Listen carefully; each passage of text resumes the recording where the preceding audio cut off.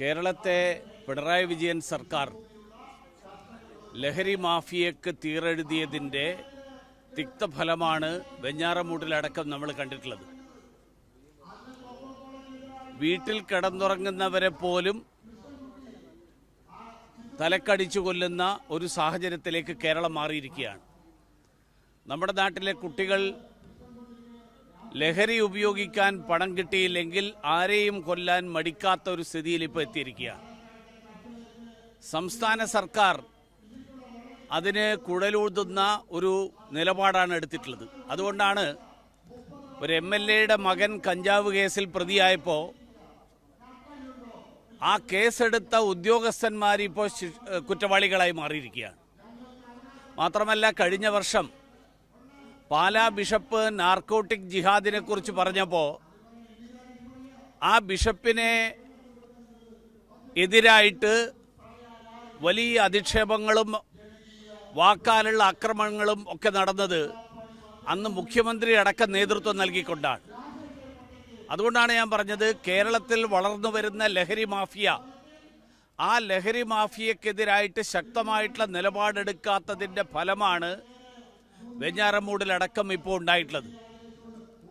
ഈ സാഹചര്യത്തിൽ സംസ്ഥാന സർക്കാർ കേരളത്തിലെ ജനങ്ങളുടെ, കേരളത്തിലെ കുട്ടികളുടെ ഭാവി, ആ ഭാവി സുരക്ഷിതമാക്കാൻ ആവശ്യമായിട്ടുള്ള കർശനമായിട്ടുള്ള നടപടികൾ, അങ്ങനെ നടപടികൾ എടുക്കുന്ന ഉദ്യോഗസ്ഥന്മാർക്ക് ആവശ്യമായിട്ടുള്ള സംരക്ഷണം ഇത് ഉറപ്പാക്കണം എന്നാണ് എനിക്ക് ആവശ്യപ്പെടാനുള്ളത്.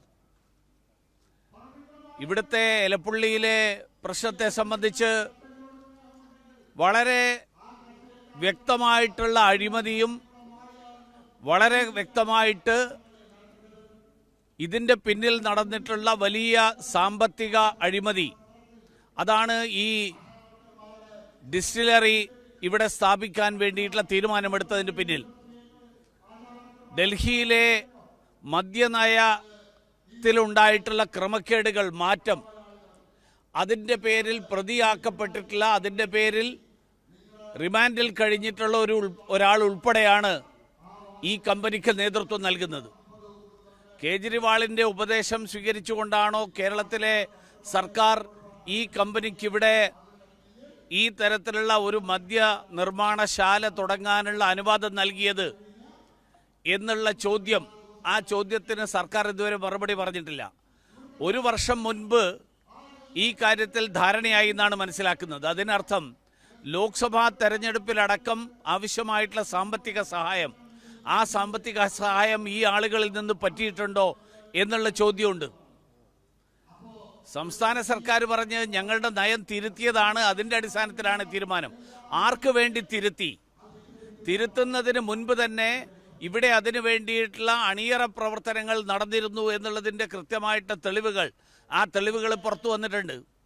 അതുകൊണ്ട് സർക്കാർ ഈ നാട്ടിലെ സാധാരണക്കാരൻ്റെ മദ്യവും രാസലഹരിയും ഉൾപ്പെടെയുള്ള കാര്യങ്ങൾ അത് വ്യാപകമായി ഉപയോഗിക്കുന്ന ഒരു സാഹചര്യം സൃഷ്ടിക്കപ്പെടുന്ന ഈ ഒരു സ്ഥിതി, അതിനെ പ്രോത്സാഹിപ്പിക്കാൻ വേണ്ടിയിട്ടുള്ള നടപടിയാണ് എടുക്കുന്നത്. എലപ്പുള്ളിയിലെ ജനങ്ങളോടൊപ്പം ഭാരതീയ ജനതാ പാർട്ടി ഉണ്ടാകും, ദേശീയ ജനാധിപത്യ സഖ്യമുണ്ടാകും. ഇവിടെ പ്രതിപക്ഷം മാസപ്പടിക്കേസിൽ ഒത്തുതീർപ്പിലെത്തിയതുപോലെ ഈ കാര്യത്തിലും ഒത്തുതീർപ്പിലെത്തും എന്നുള്ള കാര്യത്തിലും ഞങ്ങൾക്ക് സംശയമില്ല. പക്ഷേ ഭാരതീയ ജനതാ പാർട്ടി ഈ കാര്യത്തിൽ എലപ്പുള്ളിയിലെ ജനങ്ങളോടൊപ്പം ഉണ്ടാകും എന്നുള്ളത് വ്യക്തമാക്കാനും ജനങ്ങളുടെ പിന്തുണ ഈ സമരത്തിന് വേണ്ടി ആർജിക്കാനും വേണ്ടിയിട്ടാണ് ഇന്നിവിടെ ഈ 5 ദിവസം നീണ്ടുനിന്ന സമരയാത്ര ജില്ലാ അധ്യക്ഷൻ്റെ നേതൃത്വത്തിൽ നടന്നിട്ടുള്ളത്. മാർക്സിസ്റ്റ് പാർട്ടി, സംസ്ഥാന സർക്കാർ ഈ കാര്യത്തിൽ ആർക്കൊക്കെ സംഭാവന കൊടുത്തു, ഏതൊക്കെ പാർട്ടിക്ക് സംഭാവന കൊടുത്തു എന്നുള്ളതിൽ അന്വേഷണം നടത്തണ്ട എന്ന് സംസ്ഥാന സർക്കാർ ഉത്തരവ് കൊടുത്തു എന്നാണ് ഞാൻ മനസ്സിലാക്കുന്നത്. BJP-കാരെ രക്ഷിക്കാനല്ലോ അങ്ങനെ ഒരു ഉത്തരവ് കൊടുക്കുക. ആ ഉത്തരവിൻ്റെ അർത്ഥം എന്താ? ഏറ്റവും പണം വാങ്ങിയിട്ടുള്ള ആളുകൾ മാർക്സിസ്റ്റ് പാർട്ടിക്കാരാണ്. അപ്പോൾ CPM നേതാക്കന്മാരാണ് ഈ തട്ടിപ്പിൽ തട്ടിപ്പുകാരൻ്റെ പങ്കാളിയായിട്ടുള്ളത്. അത് പുറത്തു വരാതിരിക്കാൻ വേണ്ടിയിട്ടാണ് സംഭാവന കൊടുത്തവരെക്കുറിച്ച്, സംഭാവന വാങ്ങിയവരെക്കുറിച്ച് അന്വേഷണം നടത്തണ്ട. പാർട്ടികൾക്കും വ്യക്തികൾക്കും നൽകിയിട്ടുള്ള സംഭാവനകളെക്കുറിച്ച് അന്വേഷണം നടത്തണ്ട എന്നുള്ള നിർദ്ദേശം സംസ്ഥാന സർക്കാർ ക്രൈംബ്രാഞ്ചിന് കൊടുത്തിട്ടുള്ളത്. ഞാൻ ആവശ്യപ്പെടുന്നത്, ഞാൻ നേരത്തെയും ആവശ്യപ്പെട്ടിട്ടുണ്ട്, ഇത് സംബന്ധിച്ച് വിശദമായിട്ടുള്ള അന്വേഷണം നടത്തണം. എല്ലാവരെയും നിയമത്തിന്റെ മുന്നിൽ കൊണ്ടുവരണം. അതിൽ പ്രതികളായിട്ടുള്ള ആളുകൾക്കെതിരായിട്ട് നടപടിയെടുക്കണം. അത് സംസ്ഥാന സർക്കാർ ചെയ്യാത്തതിന്റെ കാരണം മാർക്സിസ്റ്റ് പാർട്ടിയുടെ സംരക്ഷണത്തിലും CPM നേതാക്കന്മാരുടെ പങ്കാളിത്തത്തിലും കൊള്ളവിഹിതം പറ്റിയിട്ടുള്ള ആളുകൾ മാർക്സിസ്റ്റ് പാർട്ടിക്കാരായതുകൊണ്ടാണ് ആ അന്വേഷണം ആ രീതിയിൽ പോകാത്തത്. രാധാകൃഷ്ണൻ ഈ കാര്യത്തിൽ മുഖ്യമന്ത്രി ഉൾപ്പെടെയുള്ള ആളുകൾ പരിപാടികളിൽ പങ്കെടുക്കുമ്പോൾ ഒരു രാഷ്ട്രീയ പ്രവർത്തകൻ ജനങ്ങളിടയിൽ ജനങ്ങൾക്ക് ഗുണം ചെയ്യുന്നതാണ് എന്നുള്ള തെറ്റിദ്ധാരണയുടെ അടിസ്ഥാനത്തിൽ സഹകരിച്ചിട്ടുണ്ടെങ്കിൽ അത് ആ ആളെ കുറ്റപ്പെടുത്തേണ്ട ആവശ്യമില്ല. അയാൾക്ക് ഇതിൽ പങ്കുണ്ടായിരുന്നു എന്നുള്ളതാണ്.